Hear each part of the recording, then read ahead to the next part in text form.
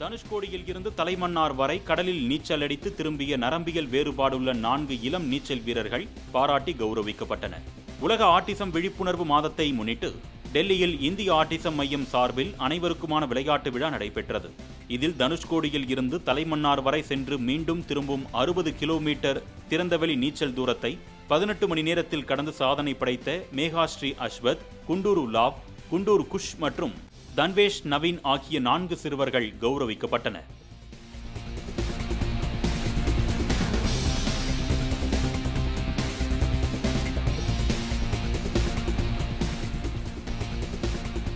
CBSE 10ஆம் வகுப்புக்கான 2வது பொதுத் தேர்வு மே 15ஆம் தேதி தொடங்க உள்ளது.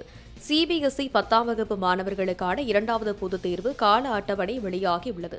அதன்படி மே 15ஆம் தேதி தொடங்கும் பொதுத் தேர்வு மே 21 வரை நடைபெறவுள்ளது.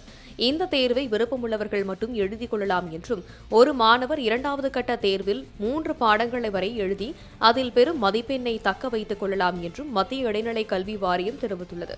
மேலும் வரலாற்றில் முதன்முறையாக இந்த ஆண்டு முதல் சிபிஎஸ்இ 10வது பொதுத் தேர்வு 2 முறை என அறிமுகம் செய்துள்ளது குறிப்பிடத்தக்கது.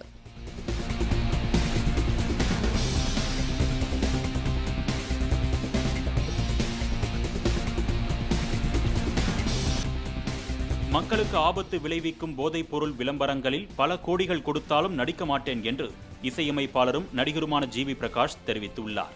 செங்கல்பட்டு மாவட்டம் திருப்போரூர் அடுத்த இல்லலூர் பகுதியில் உள்ள ஒண்டர்லா சென்னை 5வது கிளையின் 43வது முக்கிய விளையாட்டாக பார்க்கப்படும் ஆகாய ஊஞ்சலை திறந்து வைத்த பின் செய்தியாளர்களுக்கு பேட்டியளித்தவர் இதனை தெரிவித்தார். மேலும் நடந்து முடிந்த தேர்தல் முடிவை யாராலும் கணிக்க முடியாது என்றும், நாம் நினைத்தது நடக்கிறதா என்பது மே 4ஆம் தேதிதான் தெரியும் என்றும் ஜிவி பிரகாஷ் கூறினார். அதாவது எல்லா கமர்ஷியலும் நான் சப்போர்ட் பண்ண மாட்டேன். இப்போ நான் ஆல்கஹால் பிராண்ட்ஸ் நான் இது பண்றதில்ல, கேம்லிங் ப்ரமோட் பண்றதில்ல.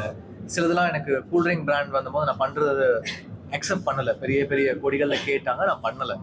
இது ஒரு அம்யூஸ்மெண்ட் பார்க் ஃபேமிலி அப்படின்ற காரணத்தால நான் வந்திருக்கேன். ரிசல்ட் வரும்போது நமக்கு ஷாக் ஆகலாம், இல்லை நம்மளே சர்ப்ரைஸ் ஆகலாம், என்ன வேணா ஆகலாம். அது நமக்கு சொல்ல முடியாது. இந்த வாட்டி ரொம்ப எப்படி சொல்றது, எல்லாருமே எதிர்பார்த்துட்டு இருக்கிற ஒரு டேட். அது இப்படிதான் இருக்கும் அப்படிதான் இருக்கும்னு யாருமே சொல்ல முடியாது. அது 4ஆம் தேதி தான் நமக்கு தெரிய வரும்.